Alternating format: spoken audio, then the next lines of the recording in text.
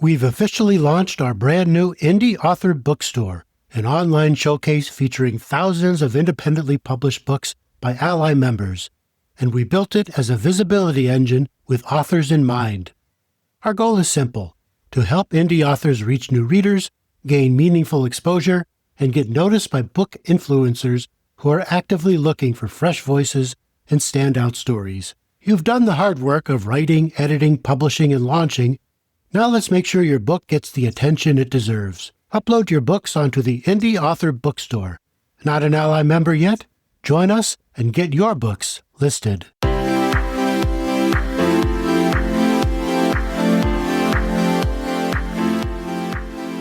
I'm Howard Lovey of the Alliance of Independent Authors and book editor at howardlovey.com, and you're listening to Inspirational Indie Authors.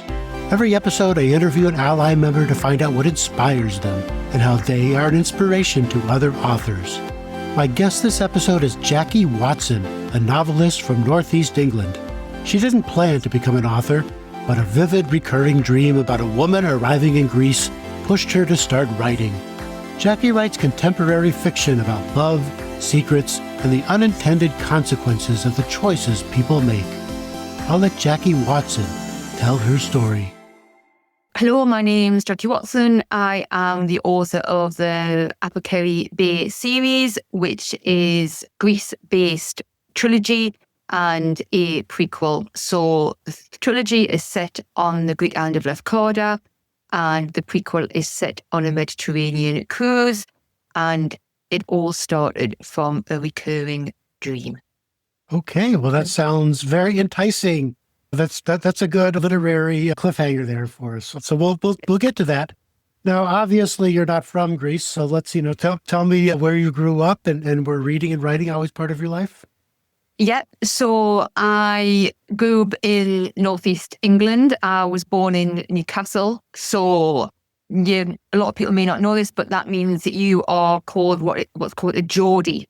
So I have a very distinctive accent, which you can probably hear. That is a Geordie accent. So I've spent most of my life in the Northeast, but I have been lucky enough to travel around the world, and including Greece. So Greece it's like sort of just got something about it that sort of called to me. Yeah.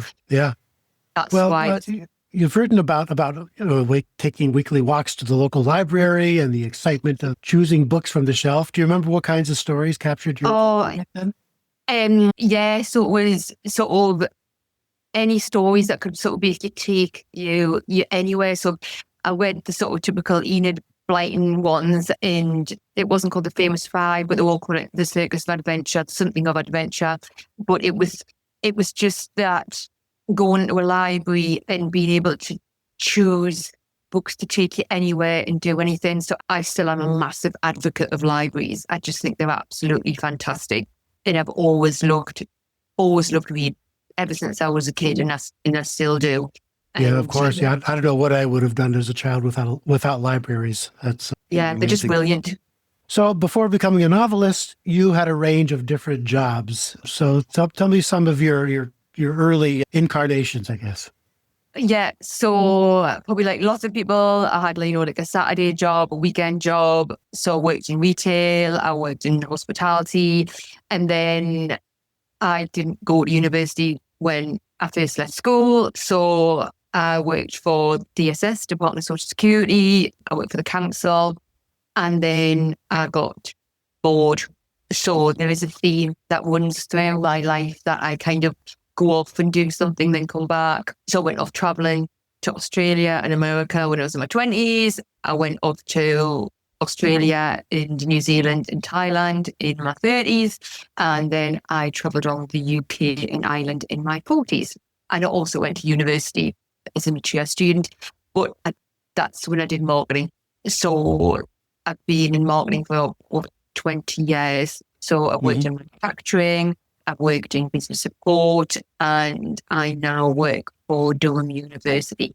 So it's so very exciting. So I'm not a full-time novelist, which probably like a lot of members aren't. So I split my time. It sounds like your work life interrupted your traveling life. Yeah. Yeah. And you also kept journals during your backpacking trips. Did that happen? Yes. Documenting your travels to help develop your Yes. writing voice?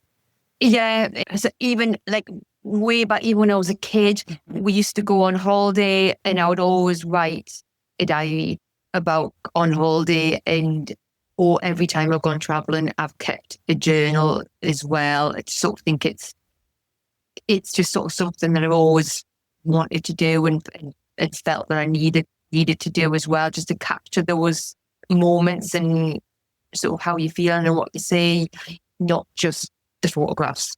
And it just sort of means more if you write it down, I think. Right.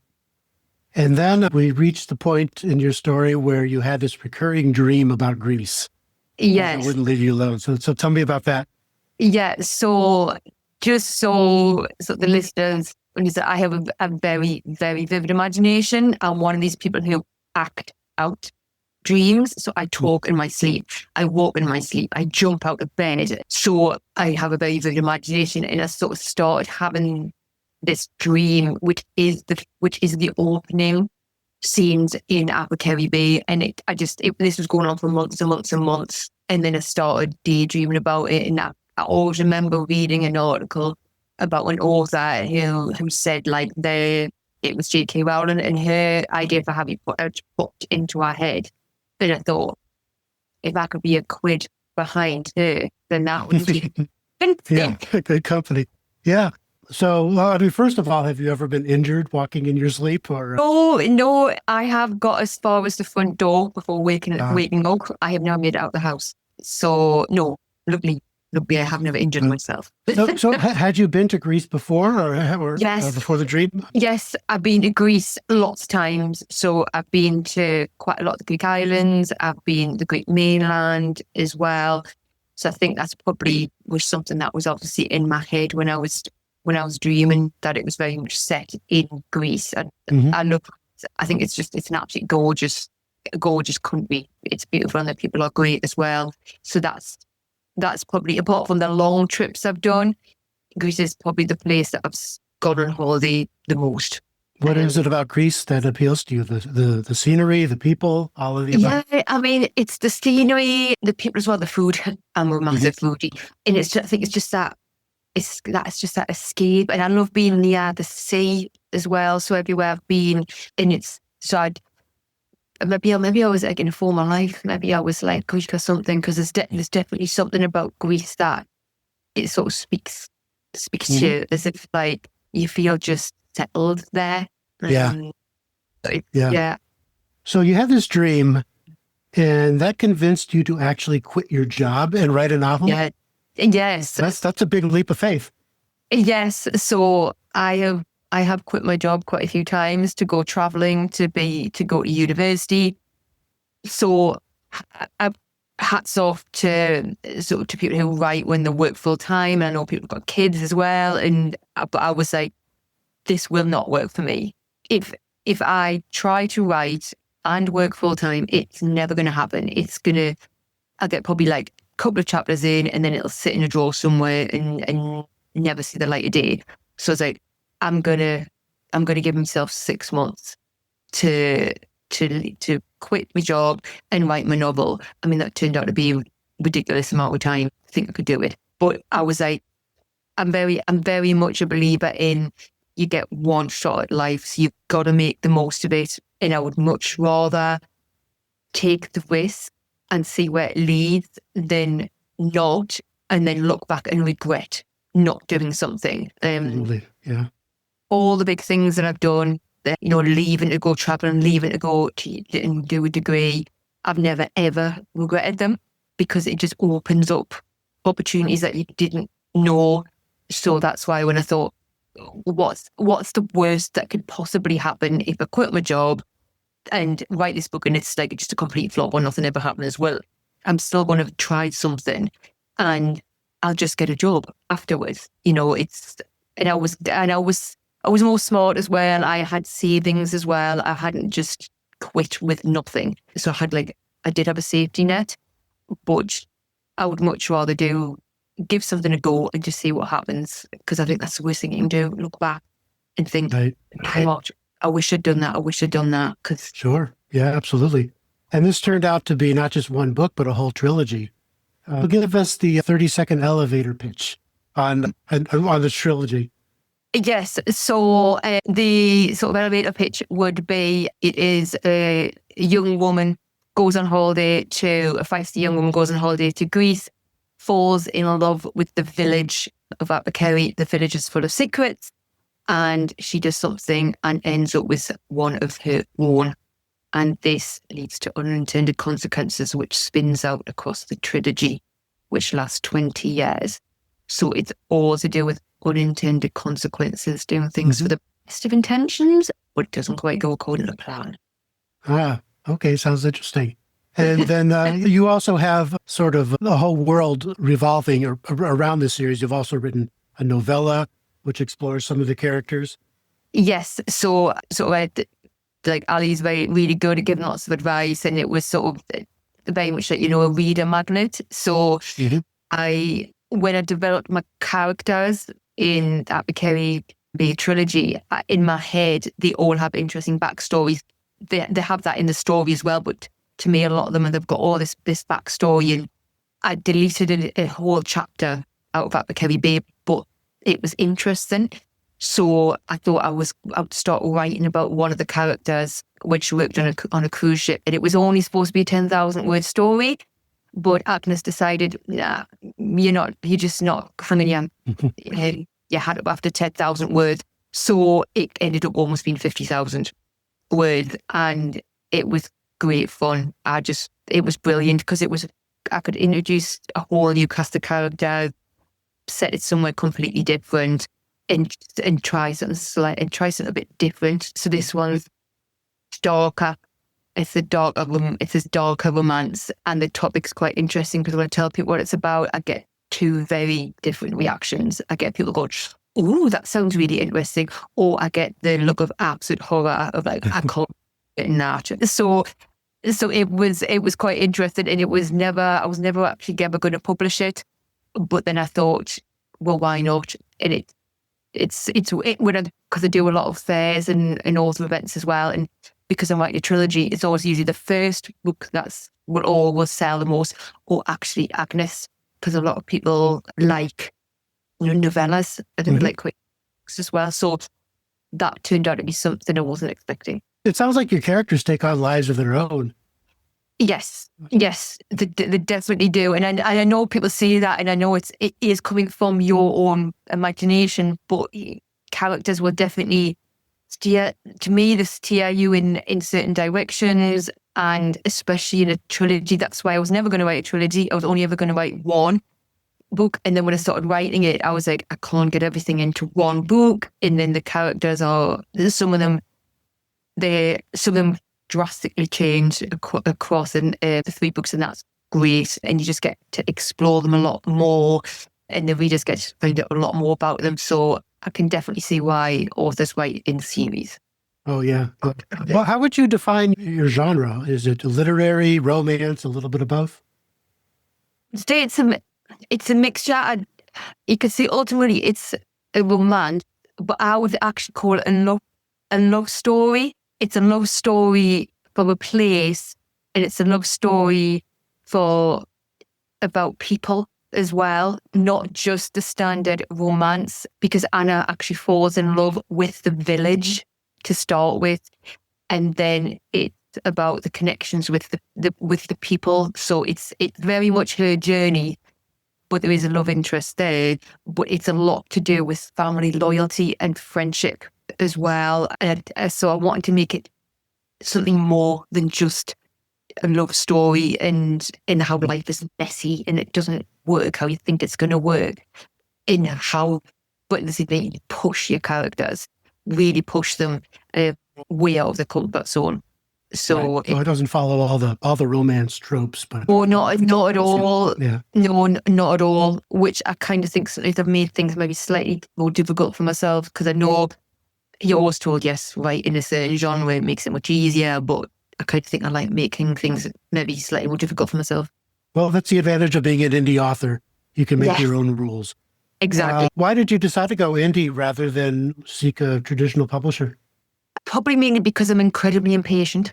And when I'm now in my 50s, but I was in my late 40s when I started writing. And I know the traditional route can take a long time. And I'm not sort of, ancient by any means, but I was, and again, this making the most of things. I was like, I don't want to wait. I don't want to wait for ages. This might never happen. Kind of a great believer in taking control of things if you can. So I was like, if I do this myself, I've got a lot more control. But I was very much, because I joined Ali really early on in the process, and I was like, if I'm doing this, I'm doing it right. Because unfortunately, indie authors sometimes get a bad rep. I think some people think, all indie authors just whack together a book and they don't do it professionally, which is completely wrong. So I was like, I did the front covers professionally. I got it, professionally edited, professionally proofread. I did everything because I was like, if this fails, it's on me. So, and for me, if you're gonna write something and you're gonna sell something for a reader, you've got to deliver absolutely the best you can possibly deliver. And being a book lover myself, you know yourself, if someone hasn't paid enough attention, it just pulls you out the story. Yeah. So yeah. I thought if I'm an indie author, I've got more control over the process. Well, it sounds like it worked out. I mean, you were a finalist for the Wishing Shelf Book Awards for one of your books. Yeah, that was Saving Laura. That was the first one I put in, and I thought, yeah, I've kind of steered away from awards, and I know as an indie author, some awards you can't even go in for, but and it's sort of, you still do have to kind of pinch yourself sometimes that I've written 4 books, and I have done this and I have done that, because it's like, as you know, if you're writing yourself, you sometimes get so engrossed in what you do, and you forget like how far you've come and what you've actually done. So you just kind of sit and looking at the computer thinking, oh shit. I think it is important to step back and just sometimes and look. Yeah. Now, what about marketing? Who is your audience, and how do you market to them? Yeah, so I have sort of split it. So I decided to go wide, and that was mainly because I wanted my books in libraries. That was really important to me. So I went down the Amazon route, and then in libraries, and then in bookshops as well. So my audience is quite broad. I would say it is mainly the UK, because the main character is British, even though it's set in Greece. So I think it maybe naturally resonates more with the UK audience, but they do sell worldwide. But it's mainly on Amazon, but do sell it at bookshops as well. But that's very much like me actually just physically going into particular bookshops that are local, and doing it that way. But also I found that fairs, like artisan markets and craft fairs, are sort of really good, because there's so many fantastic books out there. There's so many brilliant novels out there. And I have like such a tiny budget that if I can speak to people face to face, and then I can actually say about my book, they go, oh, right. Because the best way to walk into a bookshop, you're not going to see my book at the front of the shop. So it's just sort of trying different ways, but it is all a lot about collaboration. A lot of it's finding like the right platforms. Like sort of Ali is really good at that, and especially with the bookstore coming out as well. So I think you just got to be really open to things. Yeah. I'm glad you mentioned the bookstore, because that's a new addition at Ally, and we're very proud of it. And yeah, you should be. A great way to feature your books. But I'm happy to hear that physical, just going to book fairs, going to libraries, going to bookstores, that still works. Oh, definitely. I mean, I probably did what you should never have done. I literally just walked straight into a bookshop and said, would you consider stocking this book? And they took it and they said, well, we'll have a look at it. And that's why doing everything professionally and the best way I could possibly do it, they were like, yeah, because this stands up against any other novel. You can tell it's been specially done. And I was very, very lucky that the first bookshop I went into, the person who was actually the manager at the time was highly respected in that community. So when I went to other bookshops in the area, when they sort of said, oh, well, if such and such has taken your book, we respect their decision, right? We will take it. So I was really lucky with that. And libraries are like Northeast, the council libraries are brilliant again, because I've done it properly and it looks really good, and it's still, Askew and Holt, all the local councils in the Northeast took my book, and they're always they need to get people in. So if you're like, yeah, I'm happy to do an author talk, I'm happy to come in, they're like, well, I find that they'll snap your hands off if you so, because they can see you're passionate about what you're doing. Right. So definitely recommend people to sort of look at libraries as an option. And I think a lot of people don't know in the UK there's a PLO scheme that is an indie author. If you sign up to it, it's kind of like Amazon and Kindle Unlimited.